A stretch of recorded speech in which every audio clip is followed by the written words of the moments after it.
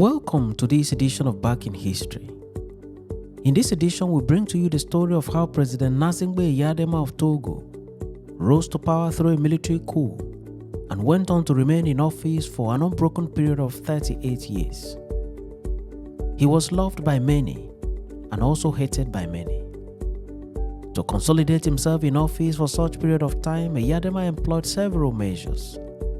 He made use of force and compulsion, and in other instances, he employed diplomacy and dialogue. His mission may have been to remain in power till death, and indeed, Eyadema was in power till his death in February 2005.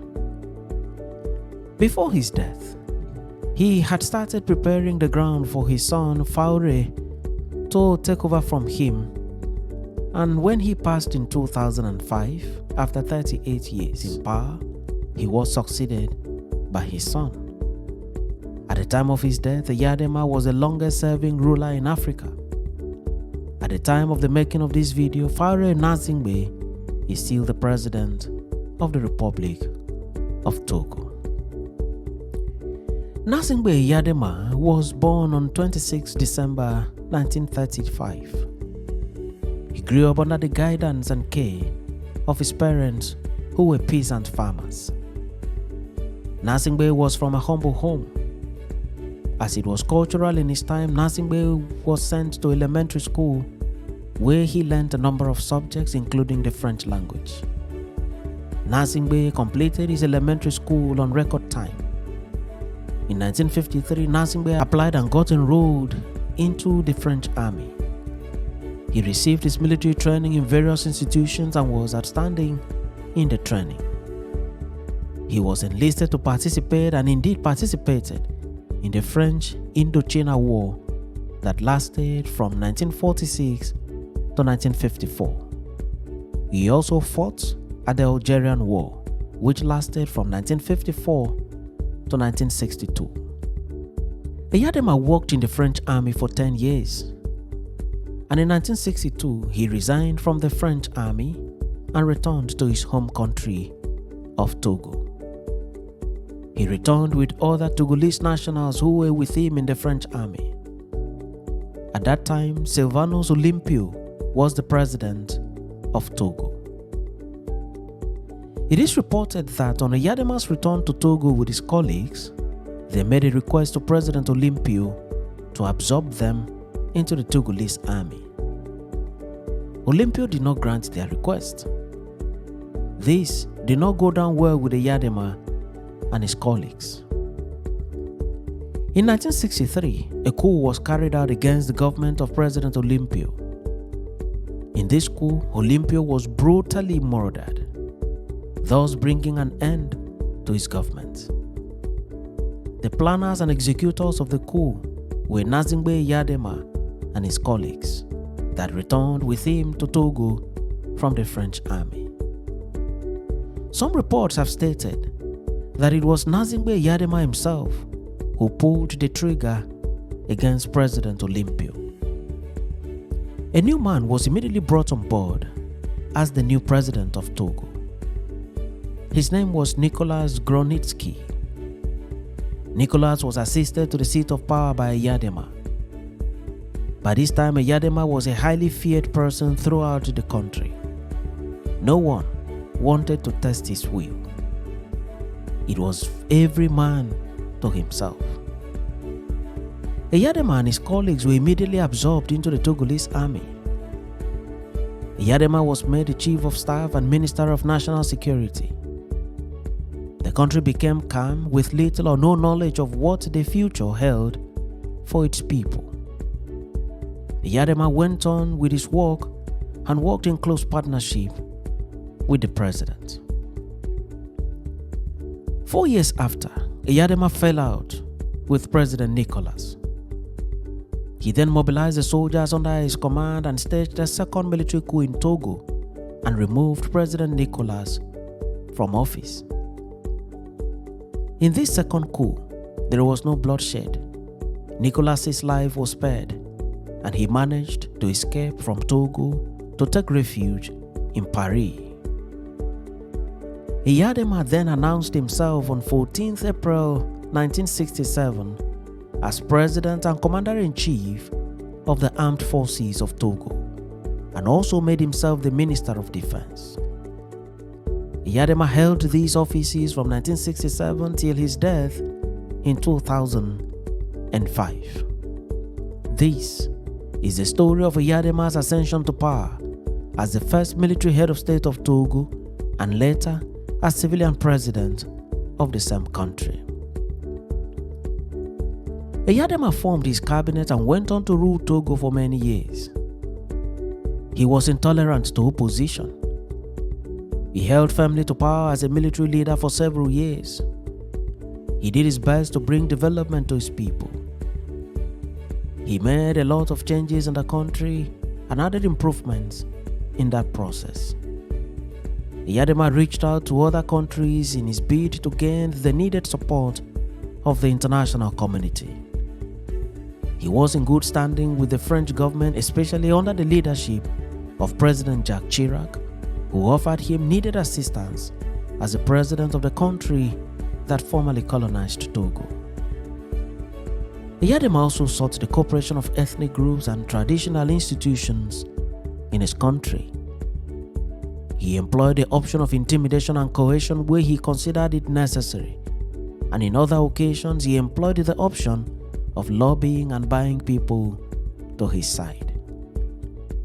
At this time, no one knew that Eyadema had concluded plans in his heart to hold on to power for many more years to come. Eyadema had an extensive personality cult, including an entourage of 1,000 dancing women who sang and danced in praise of him in most of the places that Eyadema went to. 3 years after taking power, Eyadema created the Rally of the Togolese People, RTP, as the country's only legally recognized political party. His intention for allowing this party to operate would soon become manifest.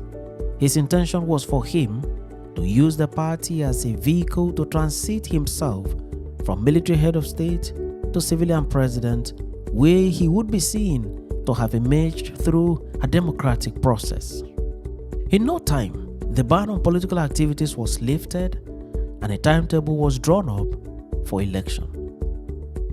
In 1972, Eyadema contested for the office of president as the sole candidate for the election and won with overwhelming votes, thus transiting himself successfully from military to civilian president. Even as he contested unopposed, it is reported that the election was highly flawed and highly rigged. In 1979, Togo adopted a new constitution with a provision for the president to remain in office for 7 years in each term. Under these provisions, Eyadema was re-elected unopposed in 1979 and re-elected in 1986. Nobody in Togo had broken this record in the history of the country. In 1993, Eyadema allowed for multi-party system in Togo, thus making it possible for others to contest election for the office of president. In August 1993, election was held, but Eyadema still emerged as the winner of the election. He was declared the winner with almost 97% of the votes cast. In June 1998, another election was held, and Eyadema still won as president. There were several reports of massive rigging of the election in Eyadema's favor, but Eyadema was declared the winner and sworn in for another term. In December 2002, the Constitution of Togo under the presidency of Eyadema was changed to remove term limits on the office of president. With the removal of the limitation, Eyadema was free to stand again, and he did so, winning the election on 1st June 2003. He was sworn in for another term on 20th June 2003. Eyadema had firm control of the happenings in his country and did not allow anybody to interfere with whatever he wanted. In his time, there was no opposition, and any attempt to oppose him was quickly crushed. Having secured multiple victories to remain in power, Eyadema then began to think of succession. He began to prepare the ground for his son to succeed him. In the Constitution of Togo at the time, the age minimum for the office of president was 45 years. But his son Faure was not up to 45. Eyadema then caused an amendment of the Constitution to reduce the minimum age from 45 to 35. In so doing, Eyadema had opened the way for dynastic succession in case of his demise. In February 2005, Eyadema took ill. At this time, he was already advanced in age and was becoming frail. He was immediately put in the presidential jet and headed to France for medical attention. But while on board the plane, 250 kilometers south of Tunis, Eyadema passed on in the skies. It was reported that he died of heart attack. At the time of his death, he was the longest serving head of state in Africa. Following his death, the chief of the Togolese army by name Zachary Nanja announced Eyadema's son, Faure Gnassingbe, as the new president of Togo. This announcement was immediately denounced as being unconstitutional, with calls for Faure to step down. Faure remained in office but later stepped down and participated in a democratic election where he still emerged as the winner of the election with about 60% of the votes cast. Faure was sworn in as the new president of Togo. With this event, his father's wish of dynastic succession had become fulfilled. The history of leadership in Togo is indeed a very deep history. Gnassingbe Eyadema was a Pan-Africanist. While alive, he served as chairman of the Organization of African Unity from 2000 to 2001. He came in contact with the creme de la creme in Africa and the world. He is quoted by the BBC as saying that democracy in Africa moves at its own unique pace and in its own special way. Eyadema implied that the definition of democracy as defined in other countries may not fit into the African context of what democracy should be. On 13th May 2005, a funeral ceremony was held in honor of President Gnassingbe Eyadema. Several dignitaries attended the funeral, including President Matthew Kerekou of Benin, President John Coup of Ghana, President Laurent Gbagbo of Ivory Coast, Mamadou Tanja of Niger, and Olusegun Obasanjo of Nigeria. Other officials at the funeral included French Foreign Minister Michel Barnier, the European Union Development Commissioner Louis Michel, and many others. Several opposition leaders were also in attendance. Eyadema was then flown back to his hometown of Pia, where his remains were interred. This marked the end of the life and time of Gnassingbe Eyadema, who started his career as a French soldier and later got absorbed into the Togolese army and went on to serve as the military head of state of Togo for many years, and later transited himself into a civilian president and ended up staying in power for an unbroken period of 38 years. Eyadema was hated by many and also loved dearly by many. Many thanks for watching this episode of Back in History, and do remember to subscribe to the channel or follow the page for regular notifications on every new video.